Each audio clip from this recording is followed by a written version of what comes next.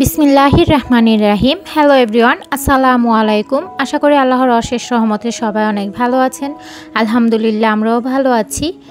এখানে আপনাদের ভাইয়া কিছু টুকিটাকি বাজার নিয়ে এসেছিল, সেই সাথে কিন্তু তার বউয়ের জন্য আজকে একটা ক্রিমও এনেছে। আমি যদিও এই ক্রিম কখনো আগে ব্যবহার করিনি, তবে আমার আপুরা যদি ব্যবহার করে থাকেন অবশ্যই কমেন্টে জানাবেন। ক্রিমটার নাম হচ্ছে পন্ডস লাইট ময়শ্চারাইজার।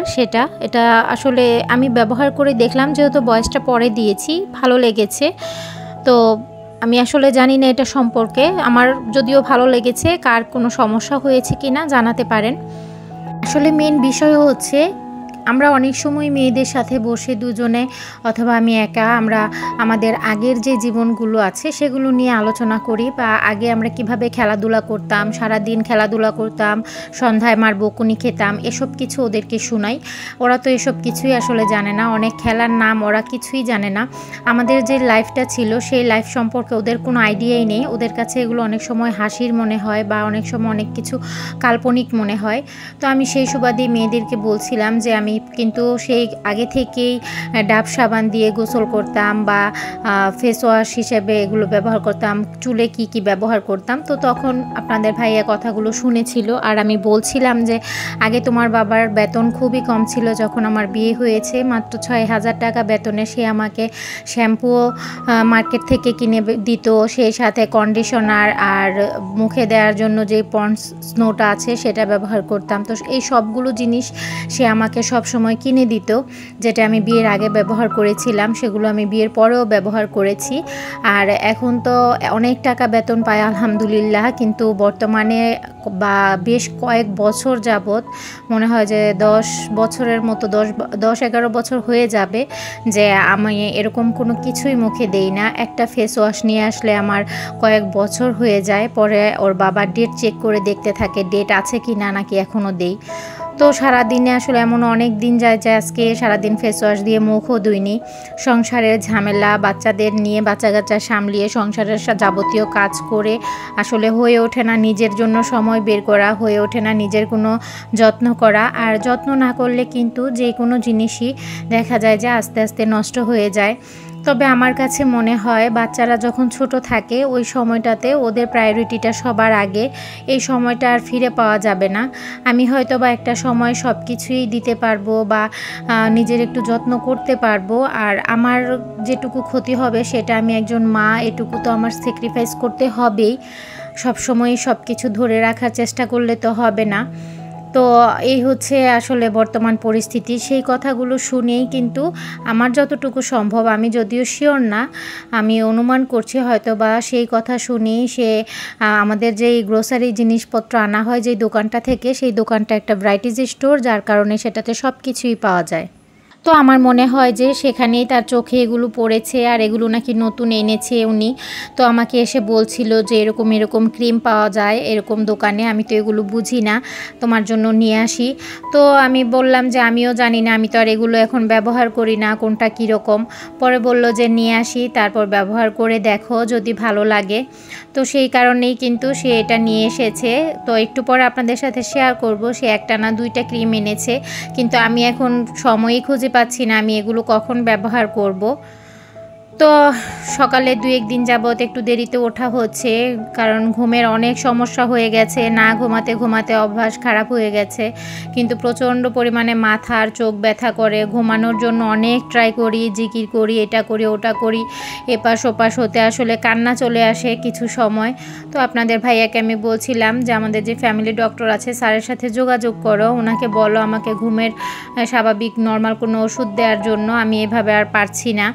তো যে ওষুধটা দিচ্ছে সেই ওষুধটা খেয়েও আসলে সবাইকে নিয়ে বাচ্চাদের গুছিয়ে সব কিছু করে ঘুমাতে ঘুমাতে কিন্তু বিছানায় যেতেই 12টা বেজে যায়। তো ঘুমাতে এমনিতেও লেট হয়, যার কারণে আমি ঘুমের ওষুধ খেলেও আমার 8-9 ঘন্টা ঘুমটা হয় না, বা অন্তত 8 ঘন্টাও ঘুম হয় না। তো এই কারণে দেখা যায় যে আজকে 2 দিন যাবত আপনাদের ভাইয়া বাসায় ছিল, আর সে বলছিল যে একটু দেরি করেই ওঠো, সমস্যা কি, এখন তো ঘুমটা হচ্ছে, নয়তো খারাপ লাগবে। তো সকালে দেরি করে উঠলেও কিন্তু খারাপ লাগাটা কাটে না, মাথাটা ভার হয়ে থাকে, খুব কষ্ট হয় কাজগুলো করে নিতে। তো দুপুরে দেখা যায় বাবুর সাথে আবার একটু ঘুমিয়ে তারপর এটা কিছুটা ঠিক হয়, সন্ধ্যায় যখন চা খাই তখন কিছুটা ঠিক হয়। তো তো এভাবেই চলছে জীবনের মতো করে। তো এখন আমি বিকেলের নাস্তার জন্য এখানে ক্ষীর বানিয়ে নিচ্ছি। আমি যে ক্যারামেল ক্ষীরটা বানাই, যারা আমার রেগুলার ভিউয়ার্স তারা তো অবশ্যই জানেন, কারণ আমি এর ভিডিও কয়েকবার দিয়েছি।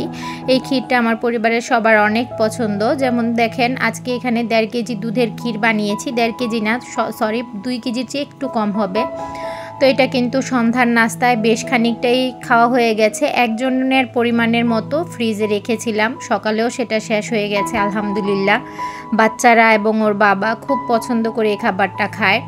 আর বিশেষ করে আমি এমন একজন মানুষ, যেই মানুষটা কখনো মিষ্টি জাতীয় কিছুই খেতাম না, একটা বিস্কুটও খেতাম না। বিস্কুট মিষ্টি হয় এই কারণে। সেই মানুষটা এখন আমার হাজব্যান্ডের সঙ্গ থাকতে থাকতে, মানে তার সঙ্গ পেয়ে হয়ে গেছে এরকম অবস্থা যে আমি তার চেয়ে বেশি মিষ্টি পছন্দ করি এখন, বা মিষ্টি টাইপের খাবারগুলো খুব পছন্দ করি। দেখা যায় কিছুদিন পর পর একটু একটু মিষ্টি আমার খেতে ইচ্ছে করে। সে যদিও বলে না যে তার খেতে ইচ্ছে করে, এখন আমিই বলি। আর তারা সবাই আসলে মিষ্টি খুব পছন্দ করে। এখন ওই যে বলে না যে খারাপের সাথে থাকলে খারাপ হয়, ভালোর সাথে থাকলে ভালো হয়। সঙ্গদোষে কিন্তু অনেক কিছু হয়ে যায়, মানুষের পরিবর্তন। অনেক কিছুই সে আমার কাছ থেকে নিয়ে বসে আছে, মানে আমার কোনো অভ্যাস সে এখন গড়ে তুলেছে, আবার তার অনেক অভ্যাস আছে যেগুলো কিনা আমি গড়ে তুলেছি। এটাই আসলে জীবন। আর হাজব্যান্ড ওয়াইফ এরকম হওয়াটাই স্বাভাবিক, যে আস্তে আস্তে একসাথে থাকতে থাকতে একজনের আরেকজনের পছন্দ অপছন্দ সব কিছু কিন্তু এক পর্যায়ে মিলে যায়। প্রথমে যেই দুইজন দুই রকমের থাকে, দুই রকমটা কিন্তু আর সারা জীবন থাকে না। তো আসলে অনেক কথা বলে ফেললাম। কথার মাঝে যদি কোনো ধরনের ভুল ত্রুটি হয়ে থাকে অবশ্যই ক্ষমাসুলভ দৃষ্টিতে দেখবেন। আর আসলে আমি জানিও না আমি ইউটিউবের জীবনটা কতটুকু, জার্নিটা কতটুকু সম্পূর্ণ করতে পারবো। ইদানিং আমার খুব বেশি ক্লান্ত লাগে সব কিছু সামলিয়ে। সেই সাথে ফেসবুকে পেজ খুলেছি, তো সেই পেজেও ভিডিও দিতে হয়, রেগুলার রিলস দিতে হয়, সারাক্ষণ অ্যাক্টিভ থাকতে হয়। সব কিছু মিলিয়ে আমার একেবারে অনেক বেশি পেরেশানি যেটাকে বলে সেটাই লাগে। আসলে অনেক হেডেক হয়ে যায়, প্যারা হয়ে যায় বেশি। তবে আপনাদের কাছে দোয়া চাই, আপনারা যদি সবাই আমার সাথে থাকেন, পাশে থাকেন, তাহলে অবশ্যই অনুপ্রেরণা পাবো। তো এর জন্য রিকোয়েস্ট থাকবে এই পর্যায়ে, যারা নতুন তারা অবশ্যই আমার চ্যানেলটিকে সাবস্ক্রাইব করে বেল আইকনে ক্লিক করে পাশে থাকবেন পরবর্তী ভিডিওর জন্য। আর ভিডিওর কোনো একটি অংশ যদি ভালো লাগে কমেন্ট করে জানাতে পারেন, সেই সাথে আপনাদের মূল্যবান মতামতও জানাতে পারেন। আর একটি লাইক দিয়ে ভিডিওটি কন্টিনিউ করার এবং কি শেষ করার অনুরোধ রইল। আর আমার যেসব আপুরা আমি ভিডিওটা ছাড়া মাত্রই সবসময় দেখে থাকেন, সেসব আপুদের কথা আর কি বলবো, তাদের কাছে আমি চিরকৃতজ্ঞ। তারা সব সময়ই কিন্তু আমার পাশে থাকেন, আমি যখনই ভিডিও দেই না কেন। তো রান্না বান্না শেষ করলেই কিন্তু সব সময় হয়ে যায় না। সবাই মনে করে কি আর রান্না করেছো, এই তো 2 রকমের রান্না, 1 রকমের রান্না। যেমন দেখেন, একবার তো সকালে চুলা পরিষ্কার করেছি রান্না বান্না করে, বিকেলে আবার যখন ক্ষীর রান্না করলাম, তো ক্যারামেল তৈরি করার সময় এই আঠাটা কিন্তু চিনির ছিটে ছিটে পুরো চুলোর আশপাশ নষ্ট হয়ে গেছে। এগুলো এভাবে রেখে দেওয়া কোনোভাবেই সম্ভব না, তাই এগুলো ধুয়ে নিচ্ছি। যদিও একজন দেখলে বলবে কি আর করেছে, শুধু তো ক্ষীর রান্না করেছে। একটা রান্নার পিছনে কত কিছু যে থাকে, কতগুলো কাজ যে এটার সাথে জড়িত থাকে, সেটা একজন গৃহিণীই ভালো জানে। কারণ এর মাঝে বেশ কিছু থালা বাসন হয়ে যায় ধোয়ার জন্য, বেশ কিছু নোংরা হয়ে যায়, সেই সাথে চুলার আশপাশটা তো আছেই। তবে আপনাদের ভাই আমাকে এই জিনিসটা নিয়ে কখনোই বিরক্ত করে না। সে আমাকে সব সময় বলে, একটা কোনো স্পেশাল কিছু তৈরি করা নিয়ে সে আমাকে সব সময় বারণ করে, এত কিছু তৈরি করার দরকার নেই, এগুলো তৈরি করলে অনেকগুলো ধোয়ার জন্য থালা বাসন জমে যাবে, এইটুকু দিয়েই হয়ে যাবে, ঝটপট এইটুকুতে হয়ে যাবে। আসলে সে এত ঝামেলা দেখতে পছন্দ করে না। সেই সাথে দেখে যে আমারও অনেক বেশি প্যারা হয়ে যায়, এটাও তার পছন্দ হয় না। সে আসলে রান্নাবান্নার কাজে আমাকে সাহায্য করতে পারে না, এটা তার কাছে কষ্টের। কারণ পারলে হয়তো করে দিত, তো সে চায় আর কি আমি ঝটপট শর্টকাট কোনো রান্নাবান্না করে চলে আসি। আজকে যেহেতু সবাই কম বেশি কাজ করছি, ছোটো মেয়েও কিন্তু কাজ করছে, ও কিন্তু এগুলো সব পরিষ্কার করে নিচ্ছে।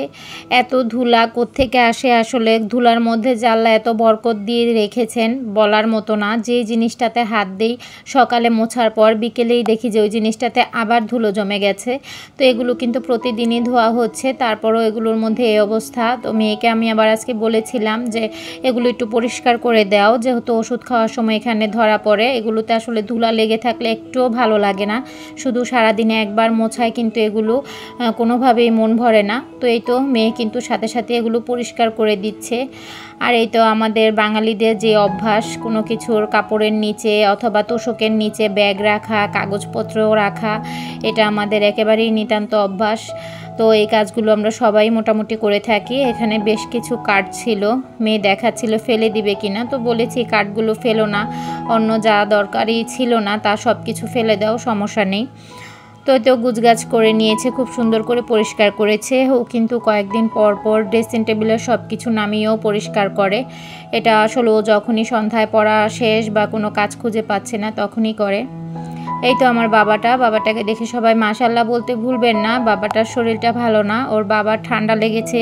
সেই ঠান্ডা ভাইরাসে আমার ছেলেটাকে আক্রান্ত করেছে। যেহেতু বাচ্চাদের রোগ প্রতিরোধ ক্ষমতা কম, তাই যাদের ঘরে বাচ্চা আছে দয়া করে বড়দের ঠান্ডা বা জ্বর এরকম আসলে সবাই মাস্ক ব্যবহার করবেন। যেটা আমি ওর বাবাকে বলেছিলাম, সেটা সে করেনি। আর এদিকে তার একজন বান্ধবী নিয়ে এসেছে, এটা হচ্ছে তার চাচাতো ফুপির মেয়ে, ওর চেয়ে 1 মাসের বড়। কিন্তু ও আসলে এমনভাবে ওকে বুঝাচ্ছে, আমি বলেছিলাম চকলেটের প্যাকেটটা কি খালি, তুমি কি এটা খাচ্ছ, এটা ফেলে দাও।